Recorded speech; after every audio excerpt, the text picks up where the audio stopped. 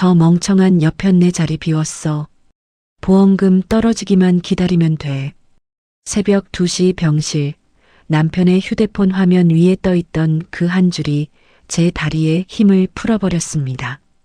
그날 밤 저는 깨달았어요. 이 침대에 누워있는 건 제 남편이 아니라 저를 잡아먹으려 입을 벌린 짐승이라는 것을. 지금부터 한 여자의 처절하고도 통쾌한 반격이 시작됩니다. 사연이 시작하기 전 좋아요와 구독을 눌러주세요. 오늘 하루 행운과 행복이 가득하도록 기원해 드릴게요. 오늘의 사연 지금 시작합니다. 남편이 잠든 병실은 시계 초침 소리만 또렷하게 울리고 있었습니다. 저는 간이 침대 위에 웅크린 채 얕은 잠을 자다가 남편의 앓는 소리에 눈을 떴습니다. 이불이 흘러내려 있어 끌어올려 덮어주고 흐트러진 머리카락을 손으로 쓸어 넘겨주었습니다. 링거줄이 꼬여있지는 않은지 확인하고 다시 자리에 누웠지만 등이 베겨 잠이 오지 않았습니다. 지난 석 달 이 좁은 간이 침대가 저의 잠자리였습니다. 허리는 끊어질 듯 아프고 손목은 시큰거렸지만 남편이 깨지 않게 숨소리도 죽이며 버텼습니다. 그때 옆 병상에서 인기척이 났습니다. 보호자 자리에서 밤새 뜨개질을 하시던 할머니가 저를 향해 손짓을 하고 있었습니다. 저는 슬리퍼를 끌고 조용히 다가갔습니다. 세댁, 세댁. 자는 거 아니지?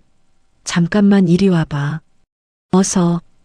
할머니가 목소리를 한껏 낮추며 제 소매를 꽉 잡았습니다. 아이고, 내가 이 말을 해야 하나 말아야 하나. 밤새 가슴에 얹혀서 잠이 와야 말이지. 도저히 안 되겠어.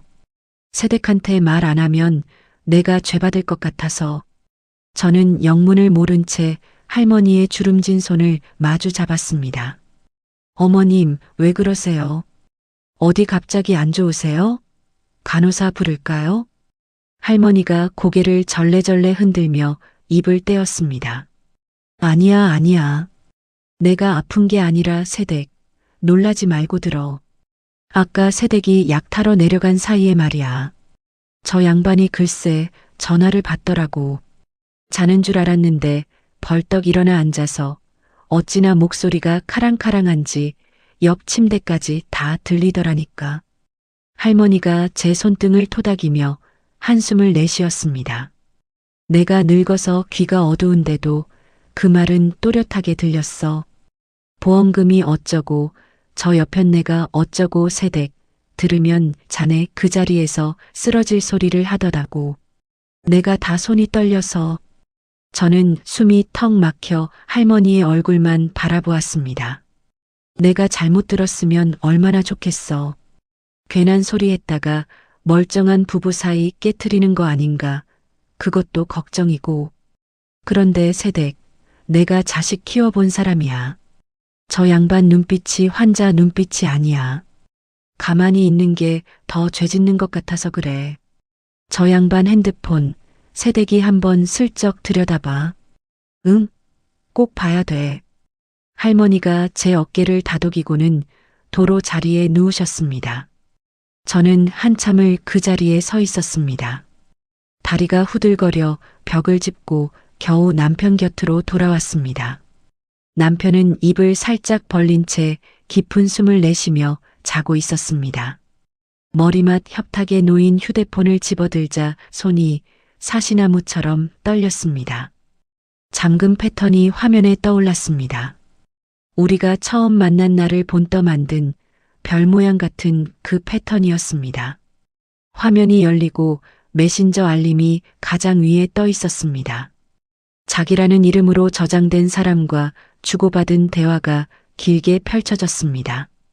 저는 한 줄 한 줄 읽어 내려가다 입을 틀어막았습니다. 자기야, 그 멍청한 여편네 또 약 타러 내려갔어. 보험금 떨어질 날만 손꼽으면 돼. 조금만 더 참자. 응? 오빠 진짜 대단해. 연기가 아주 그냥 영화배우야. 나도 옆에서 보면 진짜 다 죽어가는 환자인 줄 알겠다니까. 호호, 저 여자가 식당 명의만 내 앞으로 넘기면 그날로 짐 싸는 거야. 자기야, 다음 달 비행기 표 끊어놔. 우리 둘이 멀리 뜨자. 저는 휴대폰을 떨어뜨릴 뻔하다가 두 손으로 꽉 움켜쥐었습니다. 입에서 신음이 새어나오려는 것을 어금니를 깨물어 막았습니다. 다리에 힘이 풀려 그대로 병실 바닥에 주저앉았습니다. 차가운 바닥에 무릎을 꿇은 채로 저는 10년 전 그 비오는 날로 끌려갔습니다. 26에 저는 변두리 작은 식당에서 홀 서빙을 하고 있었습니다. 부모님을 일찍 여의고 친척 집을 전전하다가 고등학교를 마치자마자 혼자 살림을 꾸린 지 오래였습니다. 저녁이면 손님이 다 빠진 식당에서 혼자 그릇을 닦으며 라디오를 들었습니다. 그때 라디오에서 흘러나오던 노래만이 저의 유일한 친구였습니다. 장맛비가 며칠째 퍼붓던 어느 날 한 남자가 식당 문을 열고 들어왔습니다. 키가 훤칠하고 어깨가 넓은, 웃을 때 눈이 휘어지는 사람이었습니다. 아이고, 비 한 번 지독하게 오네. 사장님, 여기 김치찌개 하나 주세요. 아주 칼칼하게 땀 쭉 빠지게요. 목소리가 부드러웠습니다. 그날 이후 그 남자는 비가 오나 눈이 오나 매일 같은 시간에 식당을 찾았습니다. 어느 날은 우산을 2개 들고 와서 제가 퇴근할 때까지 기다렸습니다. 퇴근 시간 맞춰서 왔어요. 버스 정류장까지만이라도 데려다 줄게요. 이 비에 혼자 보내면 내가 잠이 오겠어요? 그 사람이 자기 우산은 한쪽으로 기울이고 제 쪽으로 자기 몸이 다 젖도록 우산을 받쳐주던 그 장면이 아직도 선명했습니다. 정류장에서 그 사람이 제 손을 잡았습니다. 내 말 잘 들어요. 앞으로 평생 손에 물 한 방울 안 묻히게 해줄게. 나만 믿고 따라와요. 가족 없다면서요. 내가 가족 해줄게. 엄마도 되고 아빠도 되고 다 해줄게요. 26 인생에 그렇게 따뜻한 말을 들어본 적이 없었습니다. 저는 그 말 한마디에 모든 것을 걸었습니다. 결혼하고 1년 만에 남편이 벌이던 사업이 망했습니다. 빚쟁이들이 집까지 찾아와 살림살이를 뒤집어 엎던 날 남편은 제 어깨에 얼굴을 묻고 울었습니다. 여보, 미안해. 정말 미안해. 내가 못나서 자기를 이 고생을 시키네. 내가 평생 갚을게. 진짜야. 조금만 기다려줘. 응? 저는 식당을 차렸습니다. 새벽 5시에 일어나 시장을 보고 자정이 다 되어서야 가게 문을 닫았습니다. 손가락 마디가 굵어지고 무릎이 닳도록 일했습니다. 10년을 그렇게 살아가게 2개를 만들고 작은 아파트 한 채를 마련했습니다. 남편이 갑자기 어지럽다며 쓰러진 게 3달 전이었습니다. 의사는 정밀 검사가 필요하다고 했고 남편은 침대에 누워 제 손을 잡으며 미안하다는 말만 되풀이했습니다. 여보, 미안해. 나 같은 놈 만나서 또 고생이네. 가게도 바쁠 텐데 나 때문에 자기가 이게 뭐야? 무슨 소리야? 그런 소리 하지 마. 당신만 어서 일어나면 돼. 가게는 걱정도 하지 마. 응? 저는 식당을 직원에게 맡기고 병실에 붙어 있었습니다. 간호사들이 저보고 보호자가 환자 같다며 혀를 찼습니다. 병실 바닥에서 저는 얼마나 오래 앉아 있었는지 모릅니다. 정신을 차렸을 때는 발이 저려 일어설 수도 없었습니다. 손에 쥔 휴대폰이 식은땀에 흠뻑 젖어 있었습니다. 저는 메신저 화면을 천천히 위로 올렸습니다. 하루치, 일주일치, 한 달치, 그 위로도 끝없이 대화가 이어졌습니다. 남편이 쓰러지기 훨씬 전부터 두 사람의 관계는 이미 깊었습니다. 오빠, 그 여자 또 새벽까지 일하다 들어왔어. 진짜 미련해서 못 봐주겠다. 어휴, 내버려둬. 그냥 둬. 미련해야 우리한테 좋은 거야. 저것도 얼마 안 남았어. 곧 다 정리해. 근데 자기야, 진짜 아픈 거 아니지? 너무 잘 누워 있어서 가끔 무섭다니까, 진짜로. 걱정도 팔자다. 보험 들어둔 게 얼만데. 안 아파도 아픈 거야. 의사 양반한테도 얘기 다 해놨으니까 자기는 입 다물고 있어. 저는 손바닥으로 입을 막았습니다. 울음이 터져 나오면 남편이 깰 것 같았습니다. 지금은 깨우면 안 됐습니다. 이 사람을 깨우면 저는 끝장이라는 생각이 본능처럼 머리를 후려쳤습니다.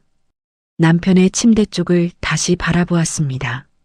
조금 전까지 측은해 보이던 그 얼굴이 이제는 끔찍한 가면처럼 보였습니다. 입가에 흐른 침을 닦아주려고 뻗었던 제 손이 허공에서 멈췄습니다. 석 달 동안 제가 떠먹여준 죽 갈아 만든 과일즙, 따뜻한 수건으로 닦아준 손과 발, 관절이 부어 잠을 설치면서도 새벽마다 일어나 자세를 바꿔 눕혀주던 그 시간들, 그 모든 것이 이 사람의 연극 무대 위에서 제가 추던 광대짓이었습니다. 병실 창밖으로 새벽빛이 희미하게 들어오기 시작했습니다. 저는 휴대폰을 원래 자리에 그대로 내려놓았습니다. 화면을 잠그고 충전 케이블을 다시 꽂고 협탁위 위치까지 똑같이 맞췄습니다. 손이 떨려 시간이 오래 걸렸습니다. 남편이 잠결에 작게 신음을 내며 몸을 뒤척였습니다. 여보, 물 한 모금만. 저는 반사적으로 침대 옆에 다가서서 이불을 끌어올려 주었습니다. 자요. 자고 있어요. 내가 옆에 있으니까 푹 자요. 방금까지도 그렇게 해왔던 일이었습니다.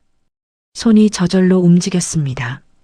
이불 위로 드러난 남편의 손등에 푸른 핏줄이 도드라져 보였습니다. 저 손이 10년 전 제 손을 잡으며 가족이 되어주겠다고 맹세했던 손이었습니다. 저 입이 평생 손에 물 한 방울 안 묻히게 해주겠다고 약속했던 입이었습니다. 저는 침대 옆 의자에 앉아 남편의 자는 얼굴을 오래 들여다보았습니다. 눈물이 한 줄기 흘러 턱 끝에 매달렸다가 무릎 위로 떨어졌습니다. 저는 손등으로 그 자국을 거칠게 닦아냈습니다. 오늘 밤 저는 한 가지를 분명히 알았습니다. 이 병실에 누워있는 사람은 제 남편이 아니라 저를 잡아먹으려고 입을 벌리고 있는 짐승이었습니다. 그리고 그 짐승은 자기가 발톱을 숨기고 있다고 믿고 있었습니다. 병실 시계가 새벽 5시를 가리켰습니다. 저는 자리에서 일어나 세면도구를 챙겼습니다. 세수를 하고 머리를 빗고 어제와 똑같은 얼굴로 돌아와야 했습니다. 남편이 눈을 뜰 시간이 다가오고 있었습니다. 복도로 나오자 형광등 불빛이 눈에 시리도록 밝았습니다. 저는 화장실 거울 앞에 서서 제 얼굴을 한참 들여다보았습니다. 거울 속 여자는 10년 전 그 비 오는 날 우산 속에서 환하게 웃던 여자가 아니었습니다. 눈밑이 시커멓고 입술이 갈라진 낯선 여자가 저를 바라보고 있었습니다. 수도꼭지를 틀고 찬물에 얼굴을 담갔습니다. 숨이 막힐 때까지 그대로 있었습니다. 얼굴을 들었을 때 거울 속 여자의 눈빛이 조금 달라져 있었습니다. 아침 회진이 끝나고 병실에 다시 햇살이 들어왔습니다. 저는 보온병에 담아온 미음을 작은 그릇에 옮겨 담았습니다. 숟가락으로 한 번 저어 온도를 확인하고 입김으로 살살 식혔습니다. 어젯밤까지의 손길과 똑같아 보여야 했습니다. 여보, 좀 먹어야지. 약 먹으려면 뭐라도 들어가야 해. 남편이 눈을 가늘게 뜨고 저를 올려다보았습니다. 입맛이 없어. 당신이 떠먹여줘. 저는 침대 머리를 살짝 올리고 베개를 받쳐주었습니다. 숟가락을 입에 가져다 대자 남편이 작게 입을 벌렸습니다. 미음이 한 입, 두 입 들어가는 동안 저는 입꼬리를 올린 채로 있었습니다. 맛이 어때? 너무 싱겁지 않아? 남편이 제 손을 슬며시 잡았습니다. 여보밖에 없어. 정말. 내가 이 은혜를 어떻게 갚지? 손바닥에 닿은 그 손의 감촉에 등줄기가 서늘해졌습니다. 저는 잡힌 손을 빼지 않고 오히려 마주 쥐었습니다. 무슨 소리야? 그런 말 말고 빨리 일어나기나 해. 남편이 눈가에 물기를 만들며 천장을 올려다보았습니다. 여보, 사실 어제 의사 선생님이 따로 부르셨어. 수술을 빨리 해야 하는데 비용이 좀 든다고. 저는 숟가락을 그릇에 내려놓았습니다. 비용이 얼만데? 한 3천은 있어야 한대. 당신 적금 그거 좀 깰 수 있을까? 미안해. 내가 진짜 이런 말하기 죽기보다 싫었는데. 남편이 제 손등에 이마를 묻었습니다. 저는 그 정수리를 가만히 내려다보았습니다. 5년 동안 제가 한 푼, 두 푼 모은 적금이었습니다. 새 가게 보증금에 보태려고 손도 안 댄 돈이었습니다. 여보, 알았어. 오후에 은행 가서 알아볼게. 너무 걱정 마. 남편의 어깨가 안도하듯 가볍게 떨렸습니다. 고마워. 정말 고마워. 내가 일어나면 2배로 갚을게. 저는 자리에서 일어나 식판을 정리했습니다. 손이 떨릴까봐 그릇을 천천히, 아주 천천히 쟁반 위로 옮겼습니다. 병실 문을 나와 복도 끝까지 걸어갔습니다. 비상계단 문을 열고 들어가 문을 등진 채 주저앉았습니다.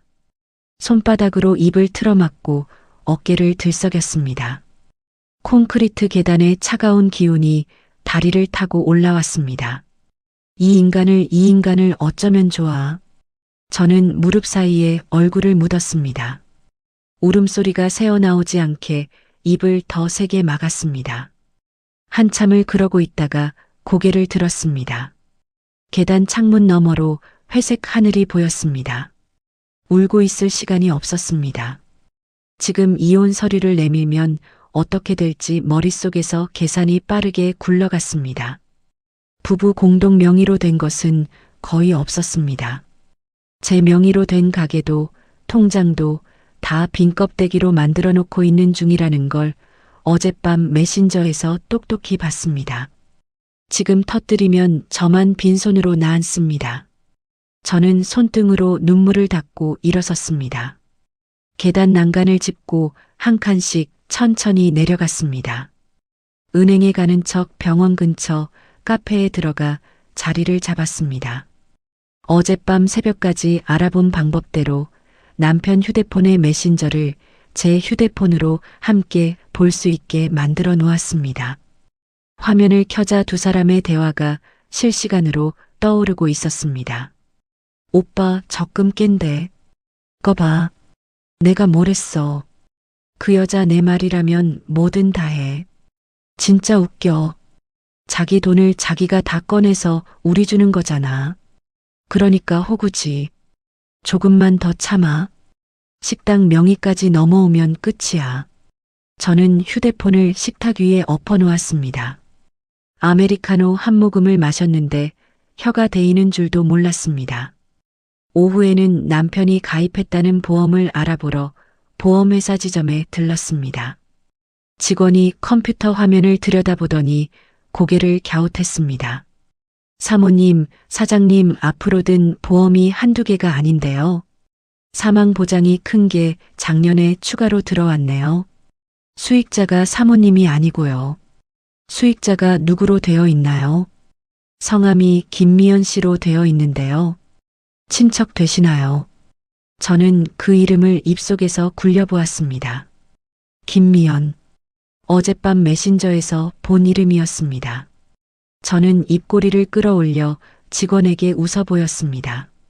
네, 시댁 쪽 친척이에요. 알겠습니다. 감사합니다. 지점을 나와 거리를 걸었습니다. 가게 거래 은행에도 들렀습니다. 창구 직원이 컴퓨터 화면을 보다가 눈을 동그랗게 떴습니다.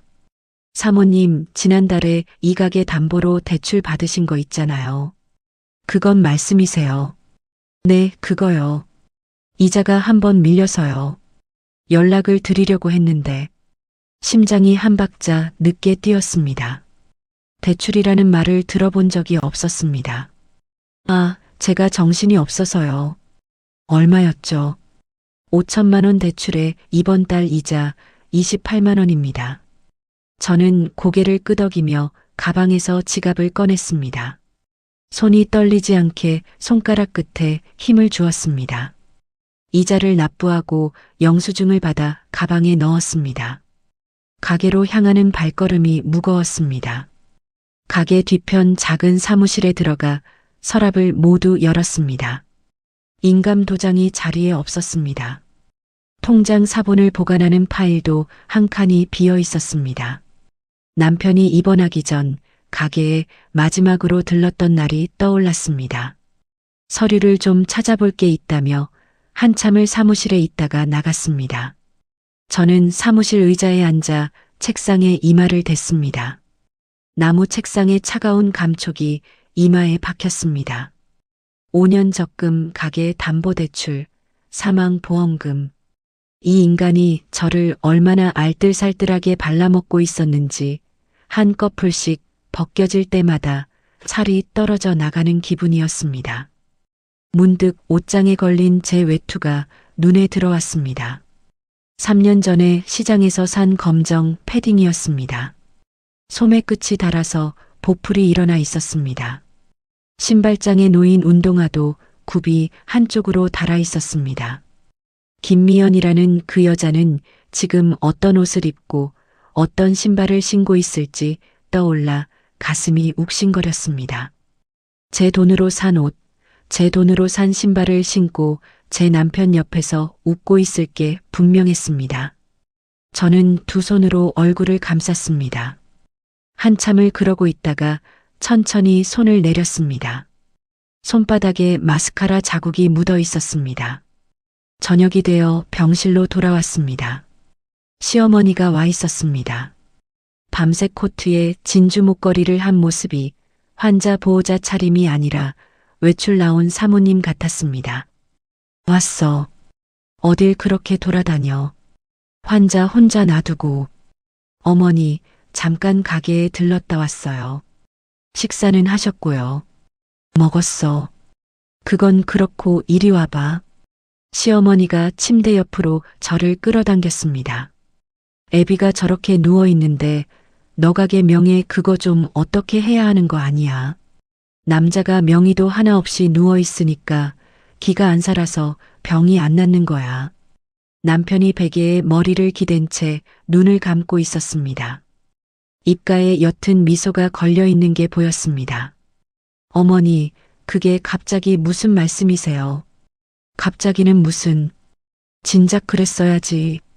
너 시집을 때 우리 집안이 너 같은 애 받아준 게 어디야. 그만하면 됐지 뭘 더 바라. 저는 입술 안쪽을 깨물었습니다. 어머니, 그 얘기 다음에 해요. 지금은 애 아빠 쉬어야 하잖아요. 쉬긴 뭘 쉬어. 정신 멀쩡한데. 그치, 애비야. 남편이 천천히 눈을 떴습니다. 엄마, 됐어. 그 얘긴 천천히 하자. 여보 힘들잖아. 남편이 한쪽 입꼬리를 살짝 올리며 저를 보았습니다. 모자가 주거니 받거니 하는 그 짧은 대화 사이에서 저는 두 사람이 미리 짜고 이 자리를 마련했다는 걸 알아챘습니다. 내가 사실 너 며느리로 들이고 한 번도 마음 편한 적이 없어. 식당이나 하던 애가 우리 집안에 들어와서 가게 2개 하는 것도 다 우리 애비 덕인 줄 알아야지. 어머니, 저는 짧게 한마디 했습니다. 시어머니가 눈을 부라렸습니다. 왜?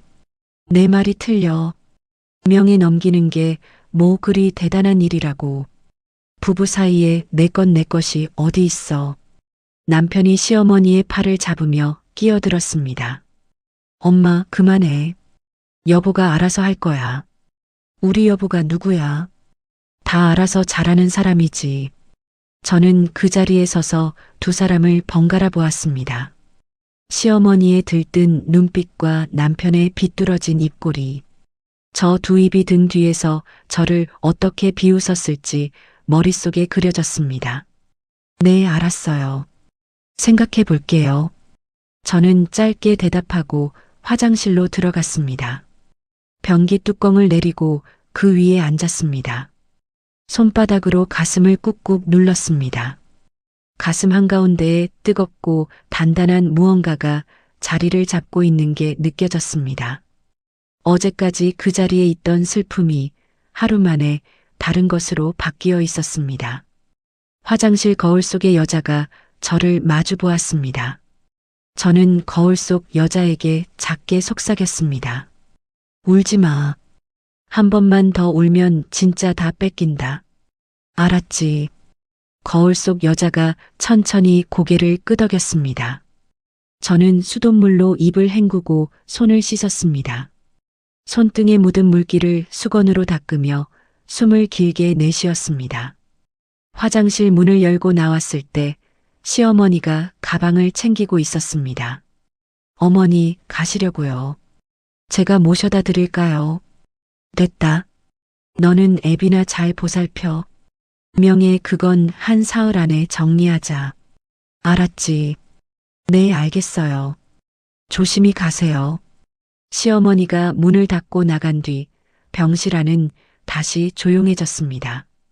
남편이 저를 향해 손을 내밀었습니다. 여보, 이리 와봐. 엄마 말에 너무 신경 쓰지 마. 내가 다 알아서 할게. 저는 침대 옆으로 가서 남편의 손을 잡았습니다. 손가락 끝에 힘을 주어 꽉 쥐었습니다. 알아. 당신 마음 다 알아. 빨리 낫기만 해. 그 다음에 얘기하자. 남편이 만족스러운 얼굴로 눈을 감았습니다. 저는 잡은 손을 놓지 않고 한참을 그 자리에 서 있었습니다. 창밖으로 어둠이 내려앉고 있었습니다. 병실 형광등이 깜빡 한 번 졸았다가 다시 환해졌습니다. 저는 잡고 있던 손을 천천히 놓고 이불을 매만져 주었습니다. 가방에서 휴대폰을 꺼냈습니다. 김미연이라는 이름과 그 메신저 화면이 다시 떠올랐습니다. 저는 휴대폰 메모장을 열어 빈 화면 위에 한 글자씩 적어 내려갔습니다. 적금, 대출, 보험, 명의, 김미연. 5단어를 적고 그 옆에 빨간 동그라미를 하나씩 쳤습니다. 다음 날 오후 병실 문이 똑똑 2번 울리고 천천히 열렸습니다. 하이힐 굽이 병실 바닥을 또각또각 두드리는 소리가 먼저 들어왔습니다. 저는 사과를 깎고 있던 손을 멈추고 고개를 들었습니다. 문 앞에 선 여자는 키가 크고 어깨에 긴 머리를 늘어뜨리고 있었습니다. 밝은 베이지색 코트에 가죽 가방을 든 모습이 병실 분위기와는 어울리지 않게 화사했습니다. 손에는 노란 리본을 묶은 큼지막한 과일 바구니가 들려 있었습니다. 실례합니다. 박정우 환자 병실 맞나요? 여자가 입꼬리에 부드러운 미소를 걸며 안으로 들어왔습니다. 남편이 침대 위에서 어색하게 헛기침을 했습니다. 미연아. 너 어떻게 여기를 다 알고 왔어? 오빠 어머니가 알려주셨어요. 사촌 오빠가 많이 편찮으시다고. 진작 왔어야 하는데 늦었어요. 여자가 침대 옆까지 다가와 과일 바구니를 협탁 위에 올려놓았습니다. 바구니에 달린 리본 끝이 살짝 흔들렸습니다. 저는 사과칼을 도마 위에 천천히 내려놓았습니다. 여보, 이쪽은 누구야? 남편이 어색한 웃음을 흘리며 입을 열었습니다. 내 사촌 동생이야. 우리 큰집 막내. 어릴 때 같이 컸어. 미연아, 인사해. 형수님이야. 여자가 저를 향해 허리를 살짝 굽혔습니다. 안녕하세요, 언니. 김미연이라고 해요. 오빠가 이렇게 누워 계신 줄도 모르고 죄송해요. 김미연. 어제 보험회사 직원이 입에 올렸던 그 이름이었습니다. 어젯밤 메신저 창에 떠있던 그 이름이었습니다. 저는 입꼬리를 천천히 끌어올렸습니다. 아, 그래요. 반가워요. 멀리서 오셨네요. 심장이 갈비뼈를 두드리는 소리가 귓속에서 울렸습니다. 저는 행주에 손을 닿고 그 여자에게 한 걸음 다가갔습니다. 가까이서 본 김미연의 얼굴은 화장이 곱고 살결이 매끈했습니다. 귀에는 작은 진주 귀걸이가 흔들리고 있었습니다. 이거 비싼 것 같은데 뭐 이런 걸 다. 저는 과일 바구니에 손을 얹었습니다. 포도 한 송이가 한 알 한 알 굵게 연그러 있었고 노란 망고가 2개나 들어 있었습니다. 시장에서 본 적도 없는 가격대의 과일이었습니다. 오빠가 평소에 잘해주셨거든요. 이 정도는 약과예요, 언니. 김미연이 손등을 입가에 갖다 대며 살짝 웃었습니다. 저는 그 손목에 채워진 가느다란 금팔찌를 보았습니다. 한 달 전쯤 가게 입출금 내역에 찍혀 있던 백화점 결제 금액이 떠올랐습니다. 남편이 거래처 사람들에게 답례품을 돌렸다며 영수증을 내밀던 그 금액이었습니다. 앉아요, 미연 씨. 차 한 잔 줄까요? 아니에요, 언니. 잠깐 얼굴만 보고 갈게요. 김미연이 침대 옆에 놓인 보조의자에 앉았습니다. 남편을 향해 고개를 기울이며 안쓰러운 표정을 만들었습니다. 오빠 얼굴이 많이 상하셨네요. 어머니가 얼마나 걱정하시는지 몰라요. 괜찮아. 별거 아니야. 여보가 워낙 잘해주니까. 남편이 제 쪽으로 손을 뻗었습니다. 저는 자연스럽게 그 손을 잡았습니다. 우리 여보가 없었으면 나 진짜 어떻게 됐을지 몰라. 그치, 여보. 무슨 소리야? 당연히 해야지. 저는 남편의 손을 가볍게 토닥였습니다. 김미연이 그 모습을 빤히 바라보고 있었습니다. 입꼬리 한쪽이 거의 알아채지 못할 만큼 미세하게 올라가 있었습니다. 언니, 진짜 대단하세요. 요즘 같은 세상에 이렇게 헌신적인 분이 어디 있어요. 김미연이 저를 위아래로 훑었습니다. 제 낡은 카디건과 보풀이 일어난 면바지, 굽이 다른 운동화까지 시선이 한 번씩 머물렀습니다. 그 시선이 닿는 자리마다 살같이 따끔거렸습니다. 별거 아니에요. 옷도 막 입고 다니는데 부끄럽네요. 아니에요, 언니. 편한 게 최고죠. 김미연이 가방에서 손수건을 꺼내 눈가를 살짝 찍었습니다. 눈물은 한 방울도 보이지 않았습니다. 협탁 위 작은 거울에 두 사람의 옆얼굴이 비쳤습니다. 저는 사과 그릇을 정리하는 척 거울 쪽으로 시선을 던졌습니다. 김미연이 남편을 바라보며 입술을 살짝 깨물었습니다. 남편이 그 시선을 받으며 한쪽 눈을 거의 알아챌 수 없게 찡긋했습니다. 그 짧은 순간이 거울 안에서 또렷이 잡혔습니다. 저는 손에 든 사과를 그릇 위에 천천히 올려놓았습니다. 손바닥에 식은땀이 배어났습니다. 지금 이 자리에서 칼을 들고 두 사람의 머리채를 휘어잡고 싶은 충동이 손끝까지 차올랐습니다. 저는 행주를 집어 두 손을 꽉 쥐고 비틀어 짰습니다. 물기가 한 방울도 나오지 않을 때까지 비틀었습니다. 여보, 사과 깎아놨는데 좀 먹을래?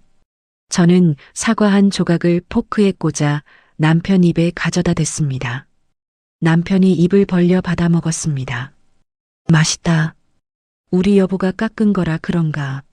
미연 씨도 좀 들어요. 아니에요, 언니. 저는 됐어요. 김미연이 자리에서 일어났습니다. 오빠, 그럼 저 가볼게요. 어머니한테 잘 봤다고 전할게요. 언니, 그럼 들어가세요. 네, 잘 가요. 다음에 또 오고요. 저는 병실 문 앞까지 김미연을 배웅했습니다. 문을 열어주며 그 여자의 향수 냄새가 코 속으로 훅 들어왔습니다. 달고 무거운 향이었습니다. 저는 문을 닫고 그 자리에 잠시 등을 기댔습니다. 문이 차가웠습니다. 침대로 돌아오자 남편이 베개를 고쳐 베며 입을 열었습니다. 여보, 미연이 착하지. 어릴 때부터 정이 많은 애였어. 응, 인상 좋더라. 저는 협탁 위 과일 바구니를 정리하는 척 등을 돌렸습니다.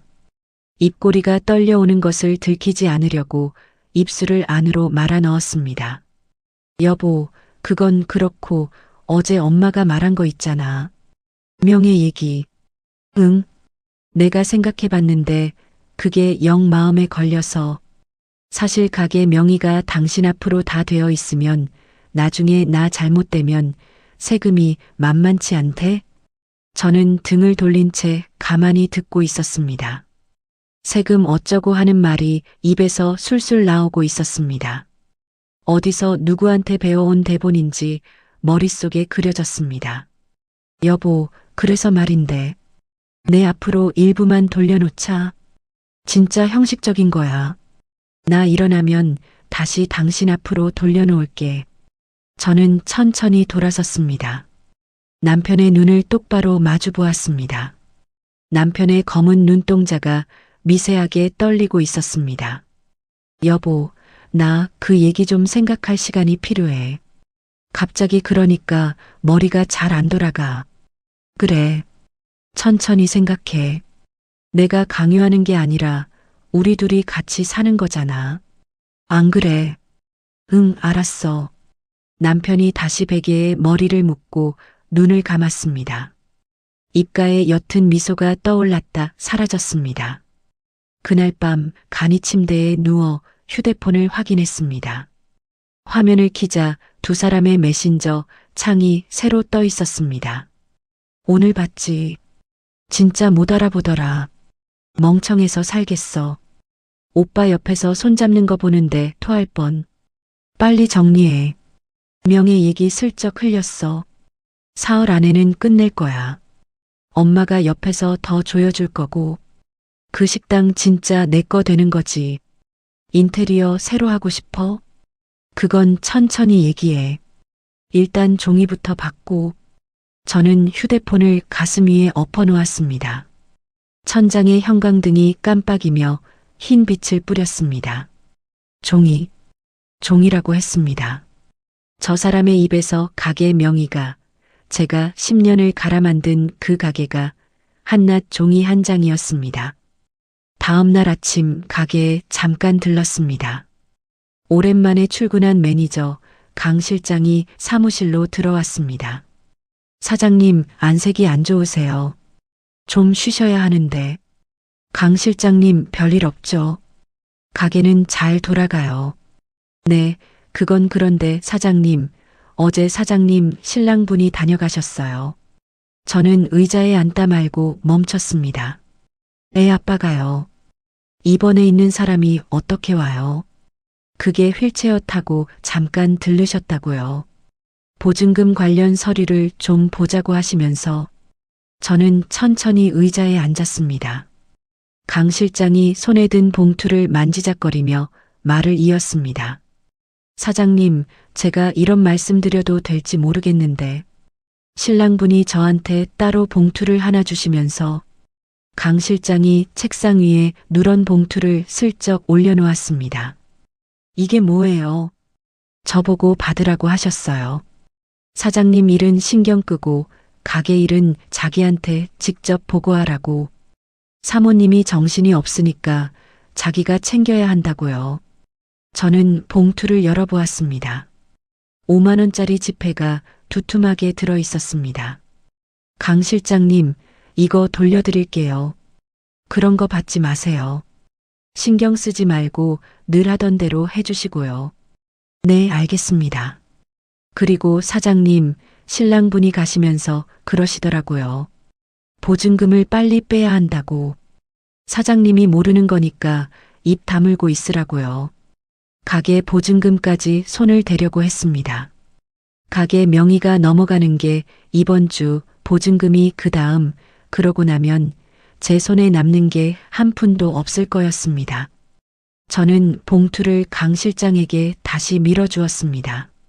강 실장님, 한 가지만 부탁할게요. 앞으로 우리 가게에 누가 와서 뭘 보자고 하면 저한테 먼저 전화 주세요. 그게 누구든. 네, 사장님. 알겠습니다. 가게를 나와 보도블록 위에 잠시 서 있었습니다. 하늘이 잿빛으로 낮게 가라앉아 있었습니다. 사방이 다 막혀 있었습니다. 시어머니, 남편, 김미연. 세 사람의 입에서 같은 말이 다른 모양으로 흘러나오고 있었습니다. 가게를 내놓아라, 명의를 넘겨라, 도장을 찍어라. 손에 쥔 휴대폰이 진동했습니다. 시어머니에게서 온 문자였습니다. 애비가 오늘따라 더 안 좋대. 명예 그거 내일까지 정리해라. 더 미루지 마라. 저는 휴대폰 화면을 끄고 가방에 집어넣었습니다. 바람 한 줄기가 옷깃을 파고들었습니다. 하늘에서 빗방울이 한두 방울 떨어지기 시작했습니다. 저는 가방을 어깨에 고쳐 메고 거리로 나섰습니다. 빗방울이 점점 굵어졌습니다. 빗줄기가 어깨를 두드리는데 우산을 펴지도 않고 걸었습니다. 구청에 가야 하는지, 법무사 사무실에 가야 하는지, 어디로 발이 가는지도 몰랐습니다. 도로 위로 떨어지는 빗물이 신발 안까지 차올랐습니다. 양말이 축축하게 발바닥에 들러붙었습니다. 내가 미친년이지. 내가 미친년이야. 저는 혼잣말을 중얼거리며 걸음을 옮겼습니다. 가방 안에 휴대폰이 또 진동했습니다. 시어머니의 두 번째 문자였습니다. 명의를 오늘 안에 정리하라는 어제와 똑같은 말에 더 거친 판이었습니다. 신호등 앞에 멈춰서 있는데 옆 사람의 우산 끝이 제 어깨에 닿았습니다. 저는 그 자리에서 무릎이 풀려 휘청거렸습니다. 손으로 가로등 기둥을 짚었습니다. 차가운 쇠 기둥이 손바닥을 깨물었습니다. 이대로 길거리에서 쓰러지면 안 됐습니다. 저는 두리번거리다가 길 건너편의 낡은 카페 간판을 보고 그쪽으로 걸음을 옮겼습니다. 유리문을 밀고 들어가자 따뜻한 공기와 함께 원두 냄새가 밀려왔습니다. 문 앞에서 머리에 묻은 빗물을 손으로 털어내고 있는데 안쪽 자리에서 누군가가 저를 부르는 소리가 들렸습니다. 어이, 거기. 박 사장 아니야. 저는 고개를 들었습니다. 창가 자리에 앉아 신문을 보고 있던 노인이 안경을 코끝에 걸친 채 저를 바라보고 있었습니다. 새하얀 머리에 깔끔한 회색 점퍼 차림이었습니다. 얼굴이 낯익다 싶었는데 기억이 한 박자 늦게 따라왔습니다. 어머 어르신, 안녕하세요. 예전 가게에서 매일같이 국밥을 드시던 단골이었습니다. 이름은 끝내 여쭤보지 못했고 늘 안쪽 구석 자리에 앉아 신문을 펴놓고 1시간씩 천천히 식사를 하시던 분이었습니다. 이게 얼마만이야? 자네 가게가 큰 길 쪽으로 옮긴 뒤로는 통 못 봤지. 네, 그쪽으로 이사한 지 한 5년 됐어요. 이리 와서 앉아. 이게 무슨 꼴이야? 비를 다 맞고. 저는 어르신 맞은편에 엉거주춤 앉았습니다. 어르신이 종업원을 불러 따뜻한 차 한 잔을 시켜주셨습니다. 김이 모락모락 나는 잔이 제 앞에 놓였을 때 저는 두 손으로 잔을 감쌌습니다. 손바닥이 차츰 데워졌습니다. 무슨 일이야? 얼굴이 사람 얼굴이 아닌데. 어르신이 신문을 한쪽으로 밀어놓으며 물으셨습니다. 저는 입을 열려다가 다물었습니다. 어디서부터 말을 꺼내야 할지 가늠이 되지 않았습니다. 어르신, 그냥 좀 잠깐 비를 피하려고요. 비 핑계 대지 말고. 내가 가게 다닐 때부터 자네 얼굴 봐온 게 몇 년이야. 사람 얼굴에 그렇게 큰 일이 적혀 있는데 모를 줄 알고. 어르신이 차분한 목소리로 말씀하셨습니다. 저는 잔에 입을 대고 차를 한 모금 마셨습니다. 따뜻한 물이 식도를 타고 내려가는데 갑자기 눈물 한 방울이 잔 위로 떨어졌습니다. 한 방울이 두 방울이 되고 어깨가 들썩이기 시작했습니다. 어르신, 젖어요. 천천히 말해. 천천히. 저는 손바닥으로 얼굴을 한번 쓸어내리고 입을 열었습니다. 애 아빠가요, 병원에 누워서 죽는다고 그러는데요. 그게요, 다 거짓말이었어요. 어르신의 표정이 한번 굳었습니다. 바람을 피웠는데요. 그 여자랑 짜고요. 제 돈을 다 빼돌리고요. 보험금까지 노리고 누워 있었어요. 가게 명의까지 넘기라고요. 시어머니까지 가세해서요. 어르신, 저 어디 가서 죽고 싶어요. 말이 한꺼번에 쏟아져 나왔습니다. 앞뒤가 맞는지도 모른 채 입에서 흘러나오는 대로 두었습니다. 어르신은 한마디도 끊지 않고 끝까지 들으셨습니다. 내가 그런 인간을 한둘 봤어야지. 어르신이 한숨을 길게 내쉬셨습니다. 박 사장, 자네 죽긴 왜 죽어? 멀쩡한 사람이 누구 좋으라고 죽어? 죽을 사람은 따로 있지. 어르신, 저 이제 어떡해요? 저 빈손이에요. 가게도 다 뺏기게 생겼고요. 잠깐만 있어봐. 어르신이 점퍼 안주머니에서 지갑을 꺼내셨습니다. 지갑 안에서 빳빳한 명함 한 장을 꺼내 제 앞에 내미셨습니다. 명함에는 변호사 사무실 이름이 적혀 있었고 그 아래 강선이라는 이름이 단정한 글씨체로 박혀 있었습니다. 우리 딸이야. 이혼이니 사귀니 그런 거 전문으로 해. 내가 미리 전화해 줄 테니까 내일 아침에 사무실로 찾아가. 어르신, 제가 어떻게 그런 패를. 패는 무슨 패야? 자네가 우리 집사람 살아있을 때 그 식당에서 우리한테 얼마나 따뜻하게 해줬어. 우리 집사람 입맛 까다로워서 어디 가서 밥 한 그릇을 못 먹었는데 자네가 끓여주는 김치찌개는 한 그릇을 다 비웠어. 그게 마지막 외식이었어. 어르신의 목소리 끝이 살짝 떨렸습니다. 내가 그때 자네한테 진 빚이 있어. 우리 딸한테 다 얘기해 둘 테니까 자네는 그냥 가서 다 털어놓기만 해. 저는 명함을 두 손으로 받았습니다. 종이 한 장이 그렇게 무거울 수가 없었습니다. 다음 날 아침 저는 강선희 변호사 사무실로 향했습니다. 사무실은 시내 한복판의 작은 건물 3층에 있었습니다. 문을 밀고 들어가자 책장이 빼곡한 사무실에서 단발머리의 여자가 일어났습니다. 30 후반쯤 되어 보이는 단단한 인상이었습니다. 박미숙 사장님이시죠? 아버지한테 말씀 들었어요. 들어오세요. 강 변호사가 차분한 목소리로 저를 안내했습니다. 사무실 안쪽 응접실에 앉아 저는 어제 카페에서 어르신께 한 말을 다시 한번 했습니다. 이번에는 더 자세하게 통장 내역과 보험 가입 내역, 메신저, 대화 캡처까지 가방에서 꺼내 펼쳐놓았습니다. 강 변호사가 안경을 코끝으로 밀어 올리며 자료를 한 장씩 넘겼습니다. 사장님, 자료 정리를 굉장히 잘해두셨네요. 이 정도 모으신 분은 처음 봐요. 잠도 못 자고 모았어요. 들킬까봐 손이 떨려서요. 잘하셨어요.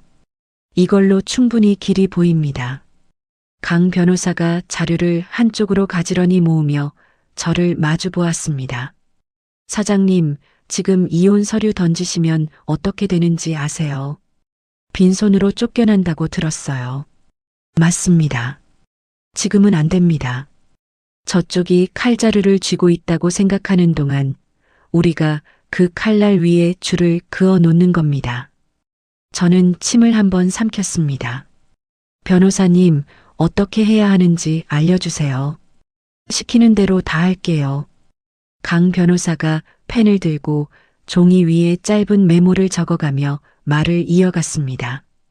먼저 가게 명의는 넘기는 척만 하시는 겁니다. 진짜로 넘기시는 게 아니라 가짜 계약서를 만들어서 시간을 벌어요. 저쪽이 안심하고 더 큰 일을 벌이도록 풀어주는 거죠. 가짜로요. 그게 가능해요. 제가 다 준비해 드립니다. 사장님은 그냥 떨리는 손으로 도장 찍는 신용만 잘하시면 돼요. 저는 천천히 고개를 끄덕였습니다. 두 번째로 보증금이나 통장은 지금 바로 안전한 곳으로 옮겨야 합니다. 사장님 친정 쪽 가족이나 믿을 만한 사람 명의로 잠깐 옮겨두는 방법도 있고요. 저는 친정이 없어요. 부모님이 일찍 돌아가셔서요. 그러시면 제 명의로 임시 보관 계좌를 만드는 방법이 있습니다. 저희 사무실에서 공식적으로 처리하는 절차예요. 한 푼도 손대지 않습니다. 저는 강 변호사의 얼굴을 가만히 들여다보았습니다. 이 사람의 말 한마디 한마디가 떨어지는 곳마다 길이 깔리는 것 같았습니다. 세 번째로 남편분이 사기와 횡령으로 어디까지 손을 댔는지 그 그림이 다 그려져야 합니다. 그래야 한 번에 때려서 다시는 못 일어나게 만들 수 있어요.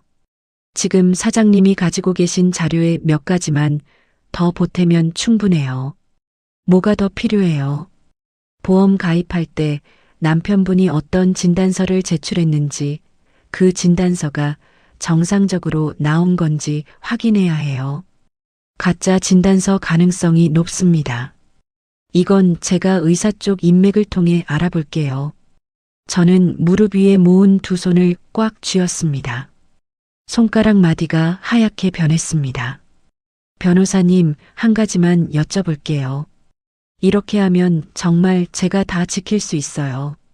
제가 가게 다시 운영할 수 있어요. 강 변호사가 펜을 내려놓았습니다. 저를 똑바로 마주보며 목소리에 힘을 실었습니다. 사장님, 10년을 갈아 만든 가게입니다. 그게 누구 거예요? 사장님 거예요. 종이에 누구 이름이 적혔든 그건 사장님 거예요. 지킬 수 있게 제가 옆에 있을게요. 저는 입술을 깨물었습니다. 눈물이 다시 차오르려는 것을 어금니로 깨물어 막았습니다. 어제까지 흘리던 눈물과 지금 차오르는 눈물의 결이 달랐습니다. 고맙습니다. 정말 고맙습니다. 고마우면 사장님 한 가지만 약속해 주세요. 네, 뭐든지요. 이제부터 사장님 본인을 더 이상 불쌍한 사람이라고 부르지 마세요. 사장님은 10년을 일해서 가게 2개를 만든 사람이에요. 그 사람을 호구라고 비웃은 인간들이 잘못한 거지 사장님이 잘못한 게 아닙니다. 저는 강 변호사의 말을 가슴 한가운데에 박아 넣듯이 들었습니다. 사무실을 나와 1층 화장실에 들렀습니다. 거울 앞에 서서 가방에서 빗을 꺼내 머리를 한번 단정히 빗었습니다. 손가락 끝에 침을 살짝 묻혀 흐트러진 눈썹을 다듬었습니다. 가방 안쪽 작은 주머니에서 오래된 빨간 립스틱을 꺼냈습니다. 결혼할 때 누가 선물해 준 것이었는데 한 번도 발라본 적이 없었습니다.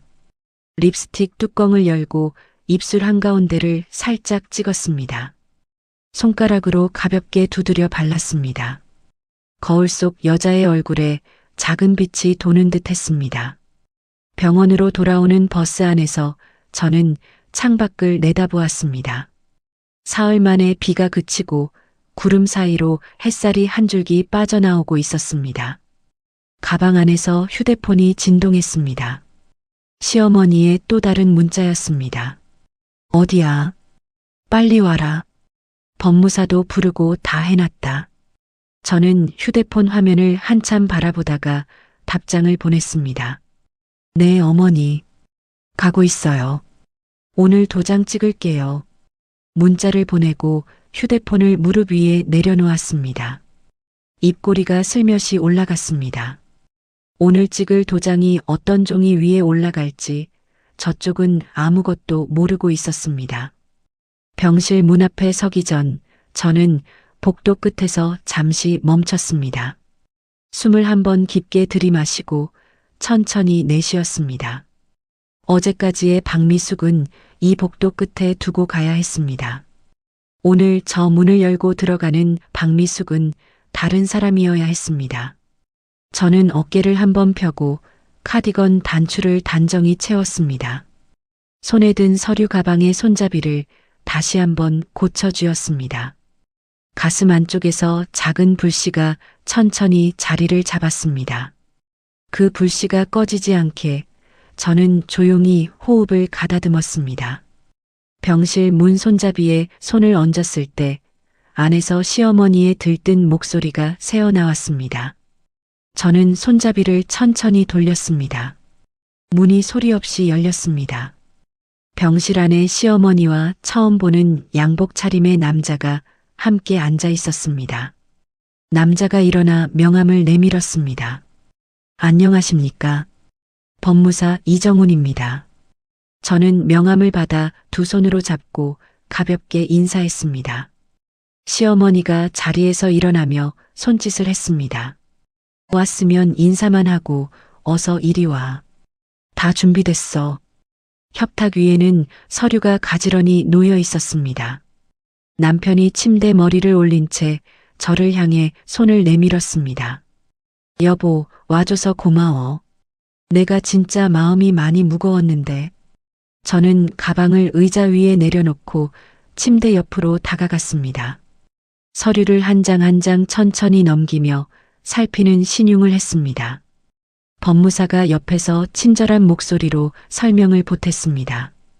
여기 도장 한번, 여기 한번 찍으시면 됩니다. 저는 핸드백 안쪽 주머니에서 도장을 꺼냈습니다. 도장은 어제 강 변호사가 따로 챙겨준 진짜와 똑같이 새긴 가짜 도장이었습니다. 손가락이 살짝 떨리는 것을 일부러 감추지 않았습니다. 여보, 손이 떨려서 잘 못 찍겠어.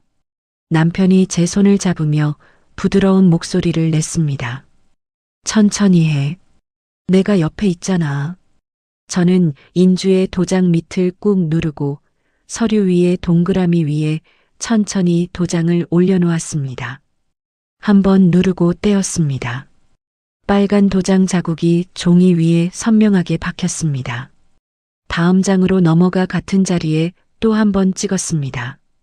시어머니가 옆에서 만족스러운 한숨을 내쉬었습니다. 진작 이랬어야지. 사람이 그래야 복을 받지. 저는 고개를 숙인 채 입꼬리만 살짝 올렸습니다. 법무사가 서류를 거두어 가방에 넣으며 자리에서 일어났습니다. 그럼 등기 처리는 제가 진행하겠습니다. 며칠 안에 정리됩니다. 법무사가 병실을 나간 뒤 시어머니도 핸드백을 챙기며 일어났습니다. 애비야, 푹 쉬어라. 이제 마음 편히 일어나기만 하면 돼. 네, 어머니. 들어가세요. 문이 닫히자 병실에 남편과 저만 남았습니다. 남편이 베개에 머리를 묶고 천장을 향해 길게 숨을 내쉬었습니다. 여보, 진짜 고마워. 내가 일어나면 다 갚을게. 갚긴 뭘 갚아? 부부 사이에. 저는 빈 컵에 물을 따라 협탁에 올려놓았습니다. 남편이 눈을 감았습니다. 입가에 만족스러운 미소가 천천히 떠올랐습니다. 사흘이 지났습니다. 저는 강 변호사의 사무실에 매일 들렀습니다. 보증금은 안전한 계좌로 옮겨졌고 가게 거래처들에는 조용히 새 통장 번호가 전달됐습니다. 남편의 보험 가입 자료도 차곡차곡 모였습니다. 보험 가입 당시 제출된 진단서가 남편이 멀쩡히 걸어다니던 시기에 발급된 가짜라는 것이 의사 쪽에서 확인됐습니다. 엿새째 되는 날 밤 휴대폰 화면에 새 메시지가 떠올랐습니다. 김미영과 남편의 대화창이었습니다. 오빠, 내일 비행기 시간 다시 한번 확인해줘. 오전 11시야. 보험금은 모레 아침에 들어와. 그날 저녁 비행기야. 내일 퇴원하는 거 맞지? 어머니한테는 뭐라고 해놨어? 엄마한테는 요양원 알아보러 간다고 했어. 며칠 안 들어가도 안 찾아. 드디어 끝나는구나. 10년 기다렸어. 저는 휴대폰을 가슴에 꼭 끌어안았습니다. 어둠 속 천장이 빙글 한번 도는 듯 했습니다. 강 변호사에게 바로 전화를 걸었습니다. 변호사님, 내일이에요. 오전 11시 비행기래요. 전화기 너머로 강 변호사의 차분한 목소리가 들렸습니다. 사장님, 잘 들으세요. 내일 아침에 사장님은 평소처럼 죽 끓이세요. 평소처럼 보온병에 담으시고요. 남편이 퇴원 수속 밟으면 잠깐 자리 비우는 척 하세요. 그 사이에 제가 경찰과 함께 움직입니다. 제가 가야 할 때가 있나요? 공항으로 바로 오세요. 제가 차로 모실게요. 사장님 손으로 직접 보셔야죠. 10년치 빚을 받는 자리니까요. 저는 통화를 끊고 한참을 누워 있었습니다. 가슴이 쿵쿵 뛰는데 무섭지 않았습니다. 이 박동이 두려움이 아니라 다른 무엇이라는 걸 저는 알았습니다. 다음 날 아침 저는 평소처럼 흰죽을 끓였습니다. 보온병에 담고 작은 그릇과 숟가락을 챙겨 병원으로 향했습니다. 병실에 들어서자 남편이 옷을 갈아입고 있었습니다. 여보, 오늘 잠깐 외출 좀 할게. 의사 선생님이 요양원도 좀 알아보라고 해서. 그래. 혼자 가도 괜찮겠어. 내가 같이 갈까? 아니야. 여보는 가게 다녀와. 오늘 거래처 결제일이라며. 내가 차 불러서 갔다 올게.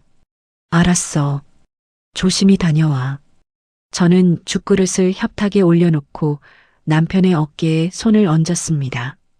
남편이 제 손을 가볍게 토닥였습니다. 여보, 진짜 고마워. 늘 고마워. 고맙긴. 빨리 다녀와. 병실 문을 열고 나와 복도를 걸었습니다. 엘리베이터를 타고 1층까지 내려가 병원 정문 앞에 서 있는 검은 승용차에 올라탔습니다. 운전석에 앉아있던 강 변호사가 저를 보고 짧게 고개를 끄덕였습니다. 가시죠. 차가 공항을 향해 출발했습니다. 저는 창밖으로 흘러가는 거리를 바라보았습니다. 거리의 사람들, 거리의 간판, 거리의 빛, 모든 것이 어제와 똑같이 흘러가는데 제 안에서는 10년이 한꺼번에 무너지고 다시 세워지고 있었습니다. 공항 출국장 앞은 사람들로 북적였습니다. 저는 강 변호사 뒤에 반걸음 떨어져 천천히 걸었습니다.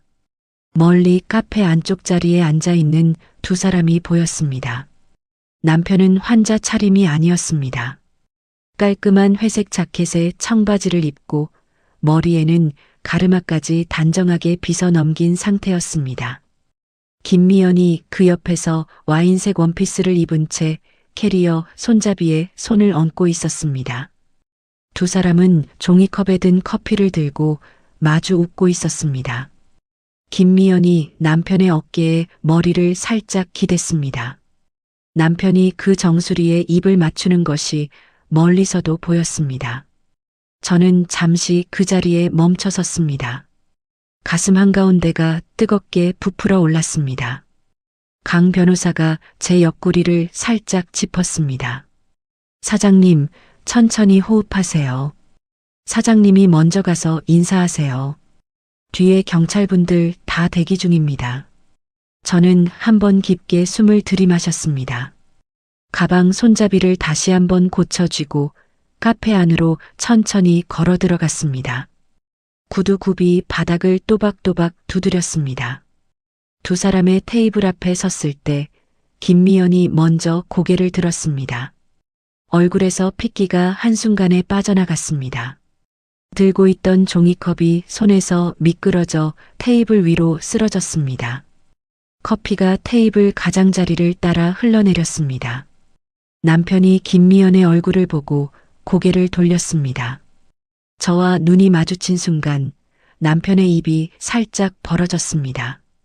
여보, 남편의 입에서 갈라진 목소리가 새어나왔습니다.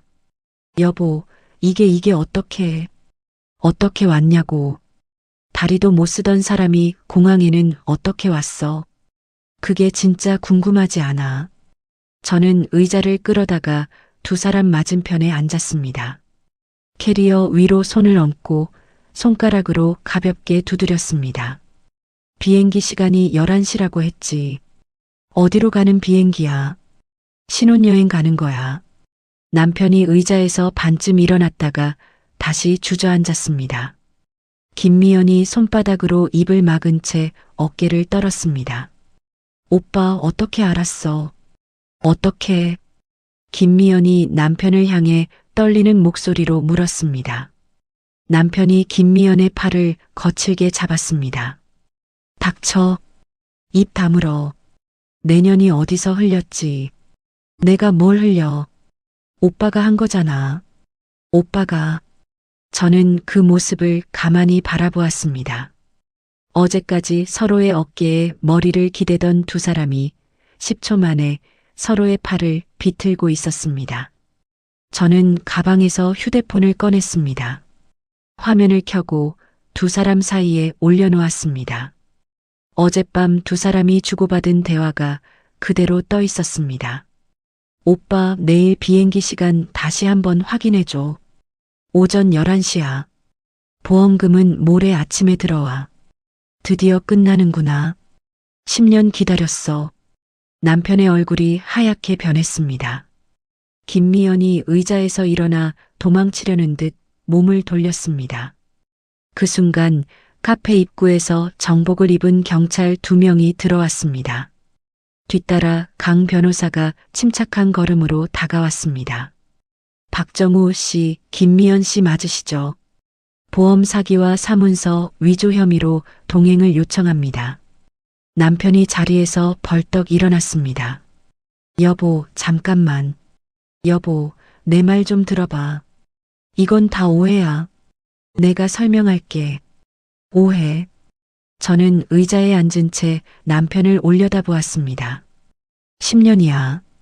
내가 새벽 5시에 일어나서 시장 보고 자정까지 가게 닦고 손가락 마디가 굵어지도록 일한 게 10년이야.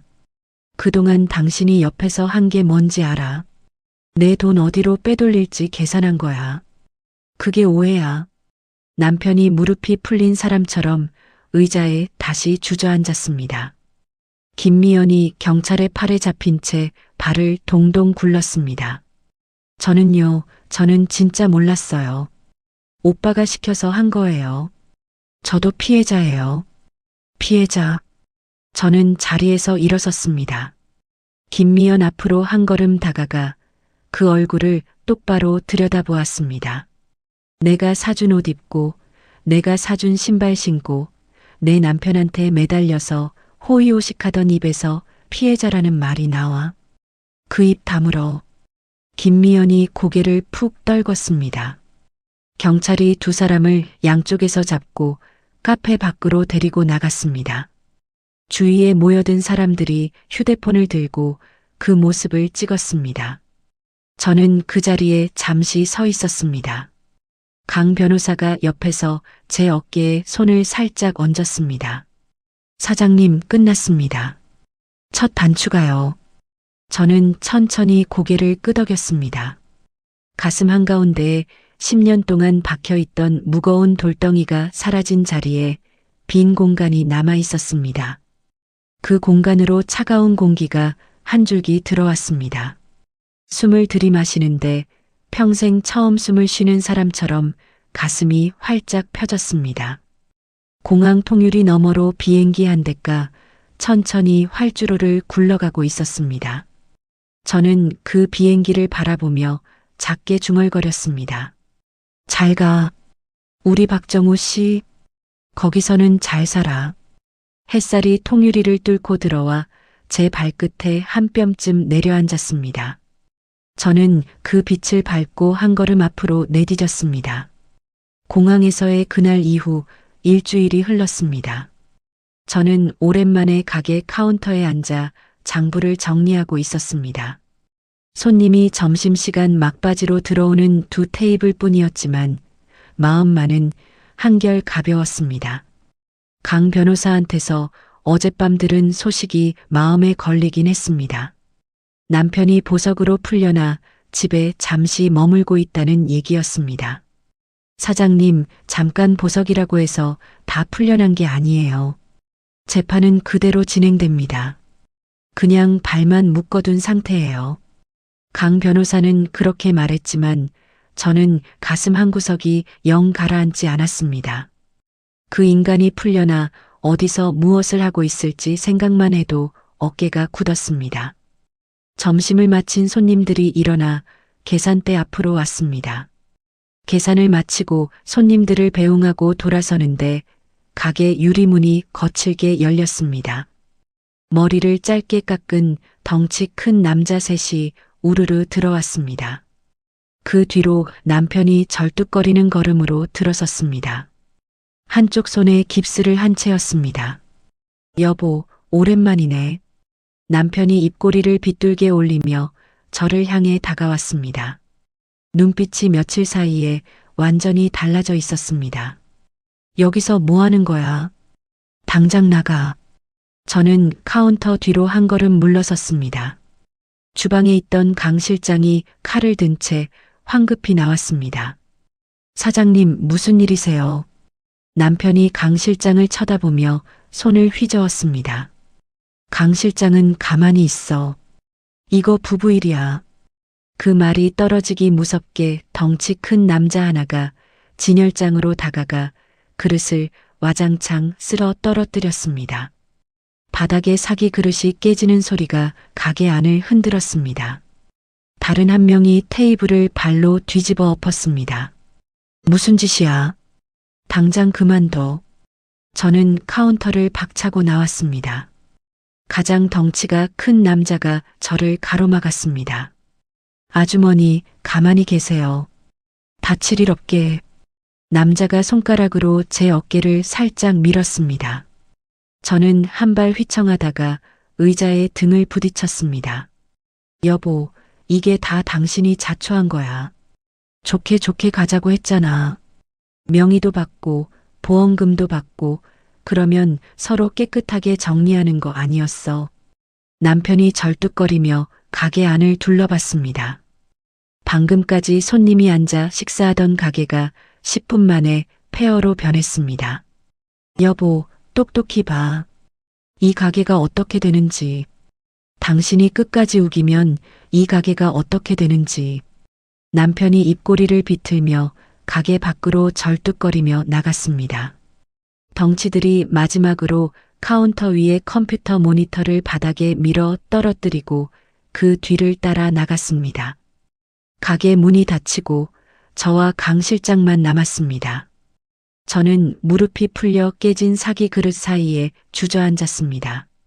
손바닥이 깨진 그릇 조각에 베어 피가 한 줄기 흘러내렸습니다.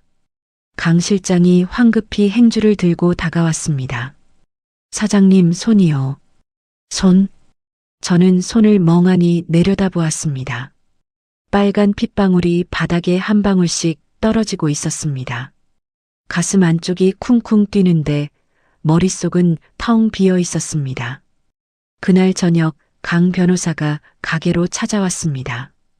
경찰에 신고는 했지만 덩치들은 흔적도 없이 사라진 뒤였습니다.